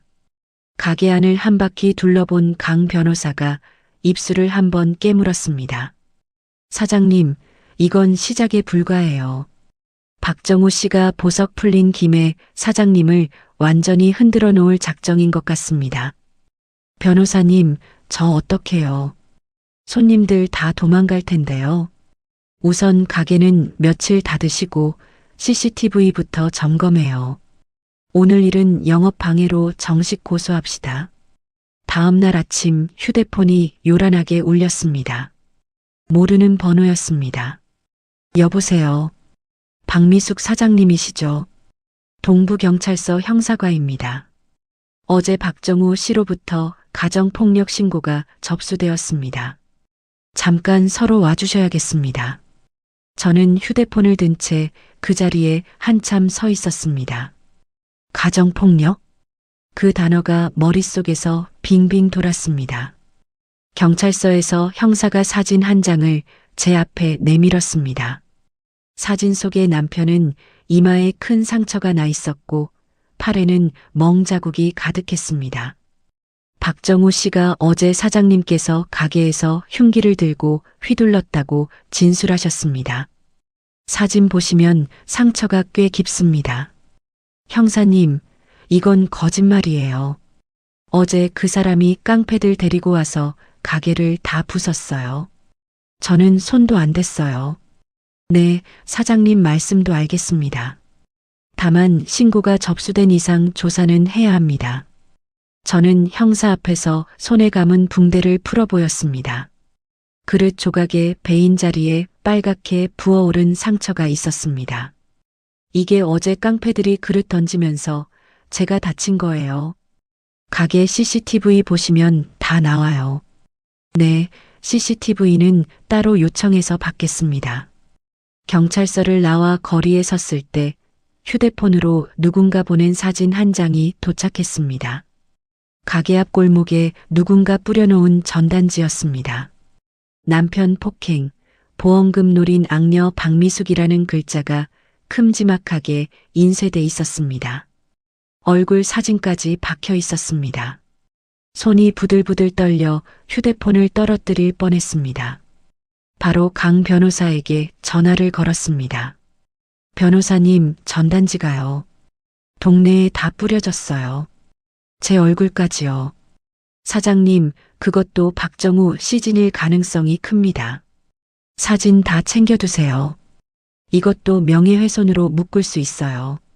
전화를 끊고 가게로 돌아오는 길에 동네 부녀회장님과 마주쳤습니다. 평소 같으면 반갑게 인사를 건네던 분이 저를 보고 고개를 외로 돌렸습니다. 바로 옆 미용실 사장님도 유리문 너머로 저를 본 척 만척했습니다. 집에 들어와 거실에 앉아 휴대폰을 켰습니다. 동네 단체 대화방에 글이 수십 개 올라와 있었습니다. 그 집 사장 그렇게 안 봤는데 무섭다. 남편 병원에 있는 사람을 두고 그랬다며. 저 식당 음식 위생도 별로였어. 저는 휴대폰을 무릎에 내려놓고 두 손으로 얼굴을 감쌌습니다. 하루 만에 10년 쌓아 올린 가게의 평판이 무너지고 있었습니다. 다음 날 가게에 출근했더니 강 실장이 굳은 얼굴로 사무실에 들어왔습니다. 사장님, 저 드릴 말씀이 있어요. 왜요? 무슨 일 있어요? 강 실장이 한참을 망설이다가 입을 열었습니다. 사장님, 죄송한데요. 저 그만두려고요. 저는 의자 등받이에 등을 기댔습니다. 강 실장이 고개를 들지 못하고 손가락만 만지작거렸습니다. 사장님, 신랑분이 어제 저녁에 저를 따로 부르셨어요. 봉투를 또 들고 오셨더라고요. 이번엔 거절을 못했어요. 죄송해요. 강 실장님, 사장님이 가게에서 신랑한테 폭력 휘두르는 거 제가 봤다고 그렇게 진술해 달라고 그러시더라고요. 안 그러면 우리의 학교에까지 찾아오겠다고요. 저는 의자에서 천천히 일어났습니다. 강 실장이 그제야 고개를 들었습니다. 눈가가 시뻘개져 있었습니다. 사장님, 저 진짜 어떻게 해야 할지 모르겠어요. 저 우리 애 혼자 키우잖아요. 학교에 그런 사람 찾아오면 우리 애가 어떻게 될지요. 강 실장님, 봉투 받았어요. 네, 받았어요. 죄송해요. 저는 한참을 가만히 서 있었습니다. 5년을 같이 일한 사람이었습니다. 제 가게 사정도 가장 잘 알고 거래처 사람들과도 두루 친한 직원이었습니다. 이 사람의 입에서 거짓 증언이 나오면 저는 정말 어디 가서 변명할 자리도 없어집니다. 강 실장님, 일단 가게 정리하고 들어가세요. 다음 얘기는 며칠 뒤에 해요. 강 실장이 고개를 깊이 숙이고 사무실을 나갔습니다.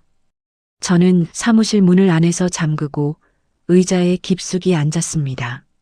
손바닥에 감은 붕대가 살짝 풀려 있었습니다.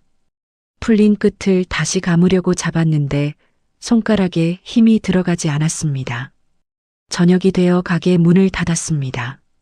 가게 안 의자에 혼자 앉아 있는데 정막이 어깨를 짓눌렀습니다. 냉장고에서 소주병 한 병을 꺼내 종이컵에 따랐습니다. 한 잔, 두 잔, 잔이 비는데 가슴은 더 답답해졌습니다. 휴대폰을 켜자 강 변호사가 보낸 메시지가 와 있었습니다. 사장님, 매니저 거짓 증언이 굳어지면 여론전에서 밀려요. 그 전에 손을 써야 합니다. 내일 아침에 사무실로 와주세요. 저는 메시지를 한참 들여다보다가 휴대폰을 식탁 위에 엎어놓았습니다.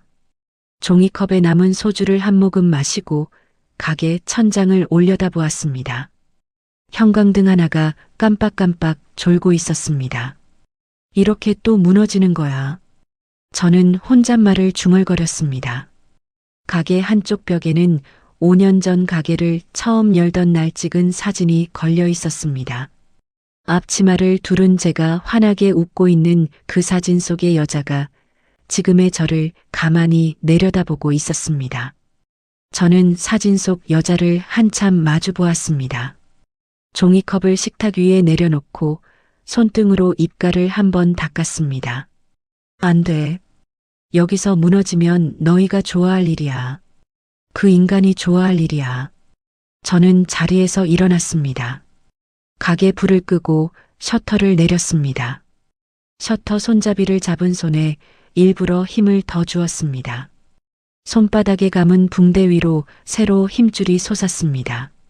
집으로 돌아오는 길 가로등 아래에서 휴대폰을 다시 켰습니다. 강 변호사에게 짧게 답을 보냈습니다. 내일 아침 9시에 사무실로 가겠습니다. 끝까지 가겠습니다. 휴대폰을 가방에 넣고 어깨를 폈습니다. 밤바람이 옷깃을 파고들었지만 발걸음은 멈추지 않았습니다. 멀리 골목 끝에 우리 집 창문이 흐릿하게 보였습니다. 저는 그 불빛을 향해 한 걸음씩 옮겼습니다. 다음 날 아침 강 변호사 사무실로 가려고 가게 문을 열고 들어가 가방을 챙기고 있는데 유리문이 살며시 열렸습니다.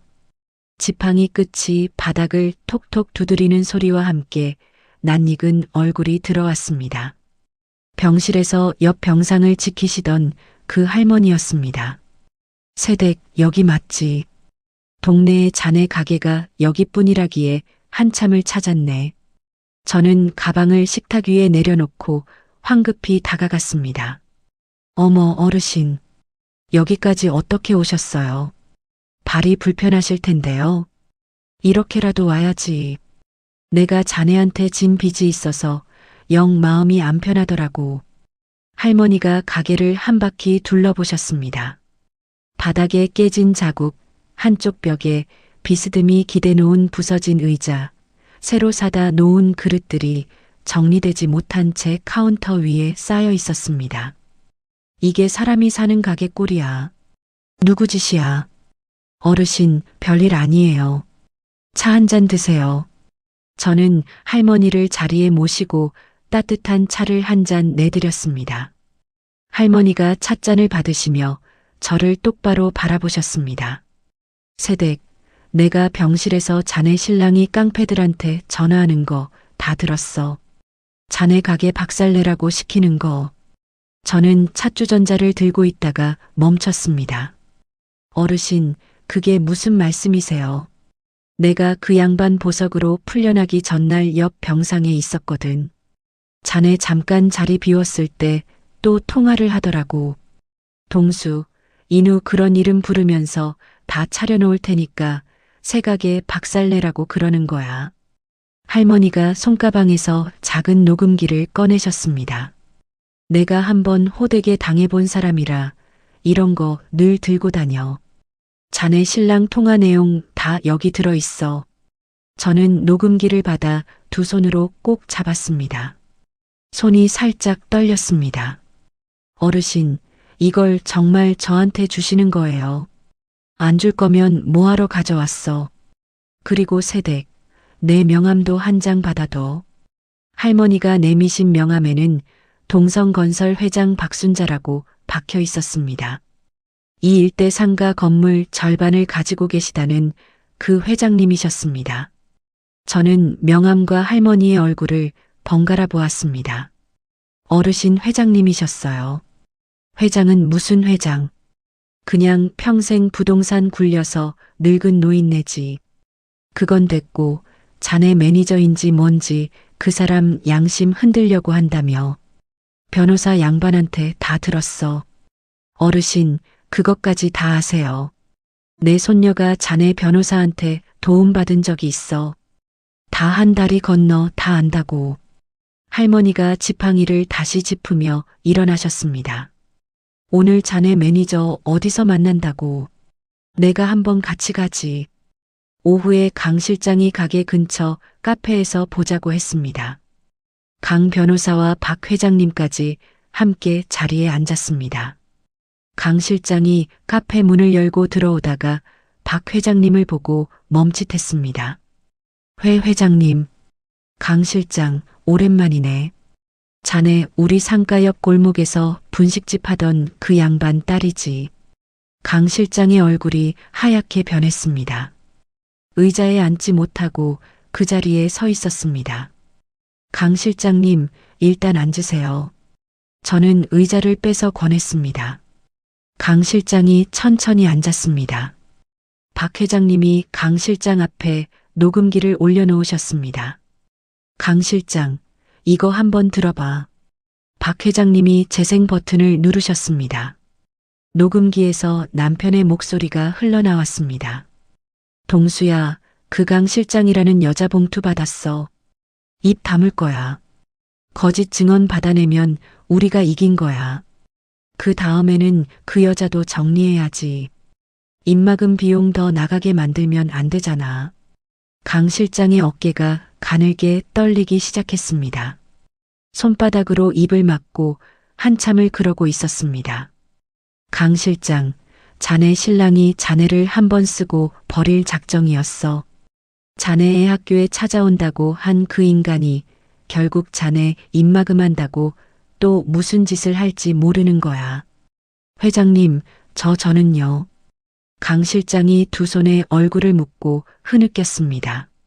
저는 우리 애 때문에 그랬어요. 사장님, 정말 죄송해요. 죄송해요. 저는 강 실장의 어깨에 손을 얹었습니다. 강 실장이 제 손을 잡고 더 깊이 흐느꼈습니다. 강 실장님, 우리의 얘기는 그만하세요. 강 실장님 잘못 아니에요. 그 인간이 사람을 그렇게 몰아간 거예요. 강 변호사가 가방에서 종이 한 장을 꺼내 강 실장 앞에 놓았습니다. 강 실장님, 양심선언서예요. 오늘 있었던 일, 신랑분이 봉투 들고 와서 협박한 일 다 사실대로 적어주시면 됩니다. 우리의 보호는 박 회장님께서 책임지신다고 하셨어요. 박 회장님이 고개를 끄덕이셨습니다. 강 실장 애학교 근처가 우리 상가야. 내 사람들 깔아둘 테니까 걱정 마. 자네는 진실만 말하면 돼. 강 실장이 펜을 들고 종이 위에 한 글자 한 글자 적어 내려갔습니다. 글자가 떨려서 두 번, 세 번 다시 쓰는 자리도 있었습니다. 다 적은 종이를 강 변호사 앞으로 밀어놓으며 강 실장이 고개를 들었습니다. 사장님, 한 번만 용서해 주세요. 다시 가게에서 일할 수 있게 해주신다면 평생 그 마음 갚을게요. 강 실장님, 그 얘기는 천천히 해요. 오늘은 그냥 푹 쉬세요. 강 실장이 자리에서 일어나 깊이 허리를 숙였습니다.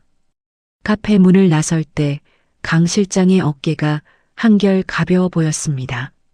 그날 저녁 강 변호사가 박 회장님이 동원하신 인맥을 통해 결정적인 증거를 더 모았습니다.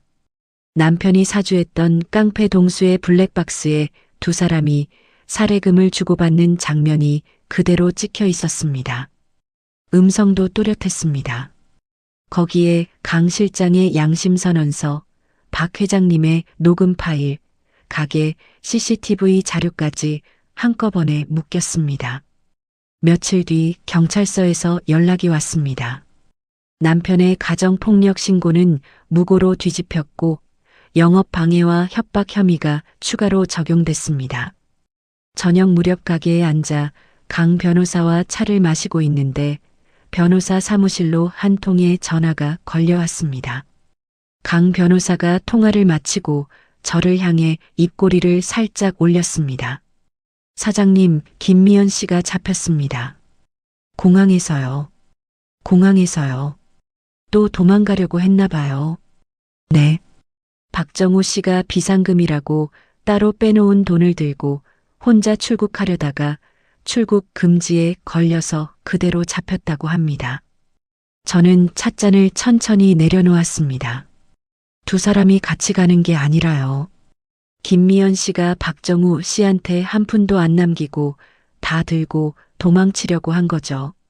돈줄 끊긴 사이 좋은 부부가 어디 있겠어요. 저는 자리에서 일어나 가게 창가로 다가갔습니다. 유리창에 비친 제 얼굴이 흐릿하게 흔들렸습니다. 다음 날 강 변호사한테서 한 통의 전화가 더 걸려왔습니다. 경찰 조사실에서 김미연이 자신이 살자고 남편의 여죄를 전부 불었다는 소식이었습니다. 남편이 다른 사람 명의로 받아낸 사기 대출, 가짜 진단서를 떼주고 의사한테 건넨 뒷돈, 시댁 식구들 모르게 시아버지 인감으로 빼돌린 부동산 자료까지 줄줄이 쏟아져 나왔다고 했습니다. 사장님, 두 사람이 서로의 멱살을 잡고 늘어지는 중이에요. 우리는 그냥 옆에서 받기만 하면 됩니다. 저는 휴대폰을 꼭 쥔 채 한참을 가만히 있었습니다. 변호사님, 정말 끝난 거예요. 네, 사장님. 큰 산은 다 넘었습니다. 이제 정리만 남았어요. 전화를 끊고 저는 가게 문을 잠갔습니다. 박 회장님의 가게로 향했습니다. 박 회장님이 가게 앞 평상에 앉아 콩을 까고 계셨습니다. 왔어, 새댁. 어르신, 저 어르신 덕분에요. 저는 더 말을 잇지 못하고 박 회장님 앞에 무릎을 꿇었습니다. 박 회장님이 콩 그릇을 옆에 내려놓으시고 제 두 손을 잡으셨습니다. 새댁, 일어나. 무릎 꿇을 일 아니야. 어르신이 그날 밤 절 부르지 않으셨으면 저는 지금쯤 어디서 무엇이 되어 있었을지 몰라요. 그 거짓말 속에서 평생을 살았을 거예요. 박 회장님이 제 손등을 가만히 토닥이셨습니다. 새댁, 사람이 한평생 살다 보면 말이야. 그 한마디가 한 사람을 살리기도 하고 죽이기도 해. 내가 한 건 그냥 그 한마디였어. 나머진 다 자네가 한 거야. 저는 박 회장님의 무릎에 이마를 댔습니다.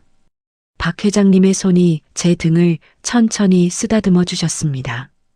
저는 그 자리에서 한참을 울었습니다. 이번에 흐른 눈물은 어제까지의 눈물과는 완전히 다른 결이었습니다. 가슴 깊은 곳에 박혀있던 차가운 응어리가 한 방울씩 녹아 흘러내리는 듯한 눈물이었습니다. 어르신, 저 이제 어떻게 살아야 해요? 어떻게 살긴. 그동안 못 살아본 만큼 한번 살아봐. 자네 거 챙기면서, 자네 좋아하는 거 하면서. 평생 남 좋은 일 했으니까 이제 자네 좋은 일 하면서 살라고. 박 회장님이 제 어깨를 가볍게 두드리시며 자리에서 일어나셨습니다.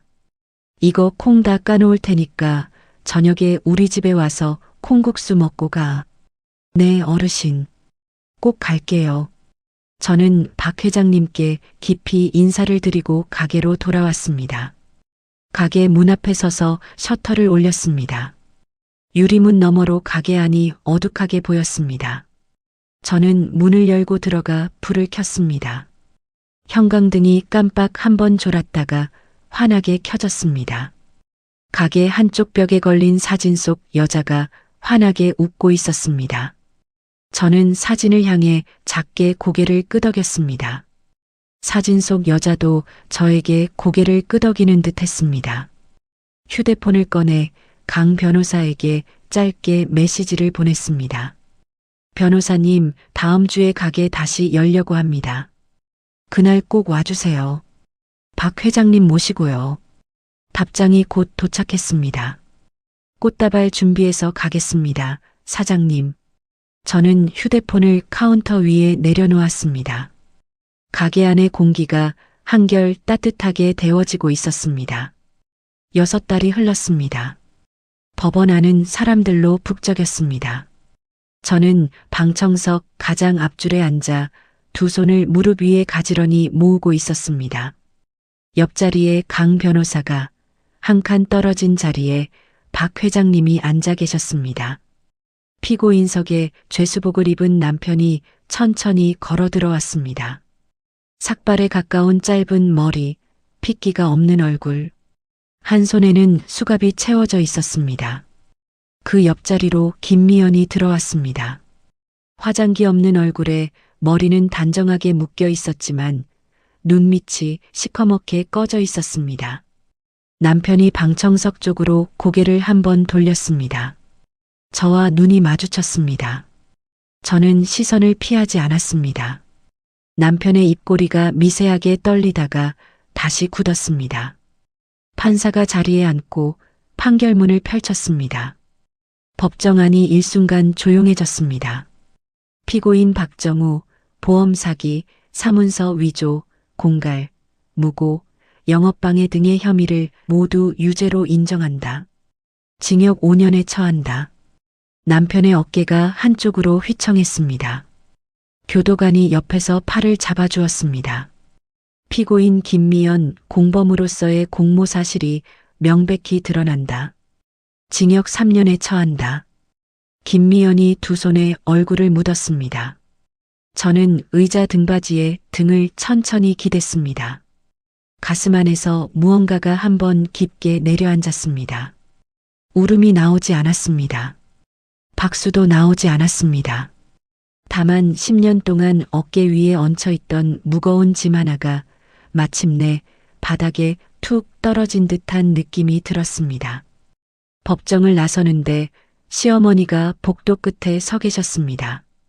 한 달 새 10년은 늙어 보이는 얼굴이었습니다.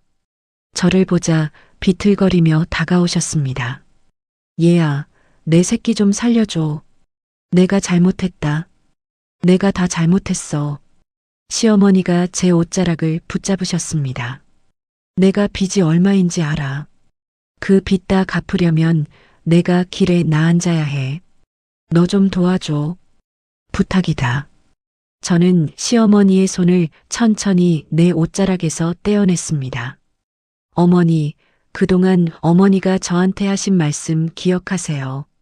시집을 때 우리 집안이 너 같은 애 받아준 게 어디냐고 하셨잖아요. 시어머니가 입을 다물었습니다. 어머니, 저는 어머니 받아준 적 없어요. 어머니가 저를 짓밟으셨죠. 이제 저도 어머니 받아들일 수 없어요. 가세요. 저는 시어머니께 짧게 고개를 한번 숙이고 돌아섰습니다. 법원 계단을 한 칸 한 칸 내려가는데 등 뒤에서 시어머니의 울음소리가 흘러나왔습니다. 저는 뒤를 돌아보지 않았습니다. 법원 계단을 다 내려와 거리에 섰을 때 바람 한 줄기가 얼굴을 스쳤습니다. 공기가 달았습니다. 정말로 단맛이 났습니다. 저는 잠시 그 자리에 서서 숨을 크게 들이마셨습니다. 사장님, 차에 타시죠. 강 변호사가 차 문을 열어주었습니다. 박 회장님이 조수석에 앉아 계셨습니다. 세댁, 이제 다 끝났네. 네, 어르신. 다 끝났어요. 차가 시내를 가로지르는 동안 저는 창밖을 내다보았습니다. 가로수의 잎이 노랗게 물들기 시작하고 있었습니다. 계절이 바뀌고 있었습니다. 다시 6달이 지났습니다. 새로 얻은 매장 앞에 섰을 때 가슴이 두근거렸습니다. 번화가 한복판에 자리 잡은 가게는 전 가게의 2배쯤 되는 크기였습니다. 간판이 햇살에 반짝였습니다. 미숙인의 밥상, 제 이름 석자가 들어간 간판이었습니다. 오프닝 날 아침 저는 한복 대신 깔끔한 흰 셔츠에 진한 청바지를 입었습니다. 머리는 단정하게 묶고 입술에는 빨간 립스틱을 살짝 발랐습니다. 강 변호사한테 처음 다녀온 그날 발랐던 그 립스틱이었습니다. 가게 문 앞에 화환이 줄지어 늘어섰습니다.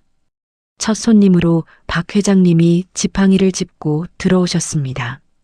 손에는 노란 풀이 지어 꽃다발이 들려 있었습니다. 세댁, 축하해. 어르신, 와주셔서 정말 감사해요. 박 회장님이 저를 한번 꼭 안아주셨습니다. 지팡이 손잡이가 제 등에 닿는 느낌이 따뜻했습니다. 뒤이어 강 변호사가 들어왔습니다. 한 손에는 큰 화분이, 다른 손에는 액자가 들려 있었습니다. 사장님, 이거 가게에 걸어두세요. 액자 안에는 짧은 글귀가 적혀 있었습니다. 잘 살아남았다. 저는 액자를 두 손으로 받았습니다. 가슴이 한번 크게 출렁였습니다. 변호사님, 이거 정말이요. 사장님께서 거울 보면서 늘 그러셨잖아요. 그 말 진짜 좋은 말이에요. 매일 그 글자 보면서 일하세요. 강 실장도 앞치마를 두른 채로 주방에서 고개를 내밀고 인사했습니다. 지난 6달 동안 강 실장은 누구보다 부지런히 가게 일을 도왔습니다. 새 가게 메뉴를 같이 짜고 인테리어를 함께 둘러보고 거래처를 새로 뚫는데도 발이 닳도록 뛰었습니다. 사장님, 첫 손님 모실 준비 다 됐어요. 네, 강 실장님. 우리 시작해요. 가게 문 위에 매단 작은 종이 손님이 들어올 때마다 딸랑딸랑 울렸습니다. 저는 카운터 뒤에서 손님 한 분 한 분께 고개를 숙여 인사를 드렸습니다. 손님들 사이로 옛 단골 어르신들의 얼굴도 보였습니다. 어디서 소식을 들었는지 박 회장님이 카페에 소개해 주셨던 그 노신사 어르신까지 오셨습니다. 박 사장, 진작 이랬어야지. 자네 가게가 동네에서 제일이야. 어르신, 그날 카페에서 차 한 잔 안 주셨으면 저 어떻게 됐을지 몰라요. 어르신이 빙긋 웃으시며 손을 저으셨습니다. 내가 한 게 뭐 있나? 자네가 다 한 거지. 저녁이 되어 손님이 다 빠지고 가게가 조용해졌습니다. 강 실장도 퇴근하고 저는 가게 카운터에 혼자 앉아 정산을 하고 있었습니다. 첫 매출은 생각보다 좋았습니다. 앞으로 한 달, 1년의 계획이 머릿속에 차근차근 그려졌습니다. 저는 자리에서 일어나 가게를 한 바퀴 돌았습니다. 벽에 걸린 액자 앞에 잠시 멈춰 섰습니다. 잘 살아남았다. 5글자를 손가락 끝으로 한번 천천히 따라 그렸습니다. 가게 뒤편 작은 화장실로 들어갔습니다. 세면대 위 거울 앞에 섰습니다. 거울 속의 여자가 저를 마주 보았습니다. 화장기 없이 살짝 번진 입술 자국, 하루 종일 일하느라 헝클어진 머리카락, 그래도 눈빛만은 또렷하게 빛나는 얼굴. 1년 전 병실 화장실에서 거울 속 자신에게 울지 말라고 했던 그 여자와는 완전히 다른 얼굴이었습니다. 잘 살아남았다. 저는 거울 속 여자에게 소리내어 말했습니다. 거울 속 여자가 입꼬리를 살짝 올리며 같이 말해주었습니다. 문득 1년 전 그 새벽이 떠올랐습니다. 병실 옆 침대에서 할머니가 제 소매를 붙잡고 속삭이던 그 순간, 그 한마디가 없었다면 저는 지금쯤 어디서 누구의 그림자로 살고 있을지 알 수 없는 일이었습니다. 어쩌면 보험금이 입금된 통장 하나 들고 그 인간이 흘려놓은 그림 속에서 평생을 허우적거리고 있었을 것입니다. 병실에 그 끔찍했던 밤이 제 인생을 부수러 온 줄 알았는데 알고 보니 제 인생에 깊이 박혀있던 썩은 뿌리를 통째로 뽑아내러 와준 손이었습니다. 그날의 충격이 없었다면 저는 10년을 더, 어쩌면 평생을 그 인간의 그림자 속에서 시들어갔을 것입니다. 저는 거울에서 시선을 떼고 화장실 문을 열고 나왔습니다. 가게 안에 불을 하나씩 껐습니다. 마지막으로 입구에 전등을 끄고 셔터를 천천히 내렸습니다. 가게 앞 거리에 서서 간판을 한번 올려다보았습니다. 미숙인의 밥상. 제 이름이 환하게 빛나고 있었습니다. 휴대폰을 꺼내 박 회장님께 짧은 문자를 보냈습니다. 어르신, 첫날 잘 마쳤어요. 내일 점심에 콩국수 한 그릇 모시러 가도 될까요? 답장이 곧 도착했습니다. 국수는 내가 말 테니까 그냥 와. 새댁 얼굴이나 보자. 저는 휴대폰을 가방에 넣고 거리를 걷기 시작했습니다. 가을밤 공기가 선선했습니다. 거리의 가로등 불빛이 보도블록 위로 길게 늘어졌습니다. 저는 그 빛을 한 발 한 발 밟으며 걸었습니다.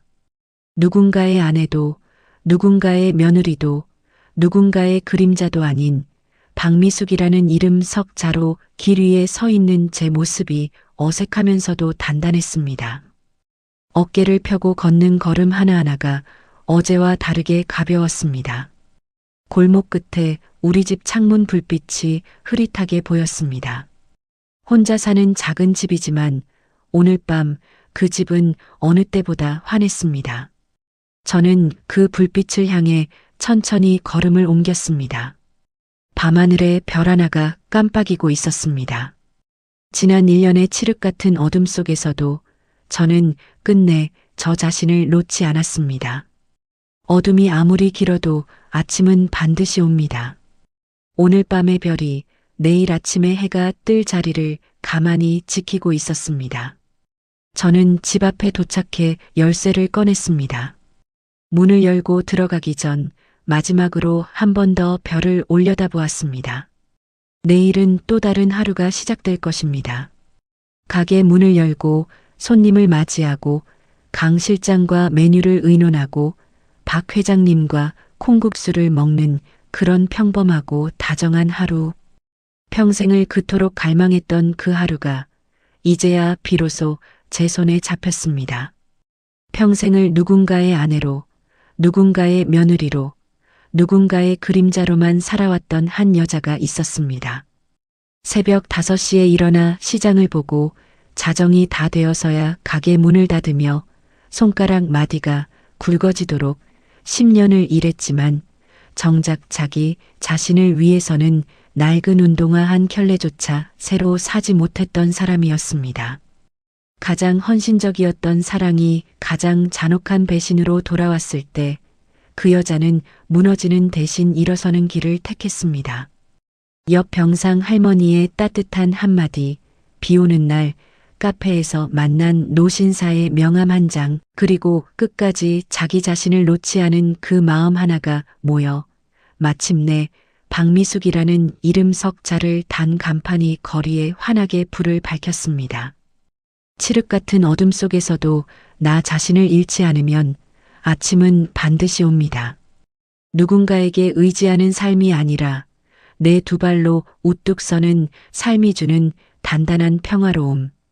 오늘 이 사연이 지금 어디선가 비슷한 어둠을 견디고 계신 분께 작은 등불 하나가 되었으면 좋겠습니다.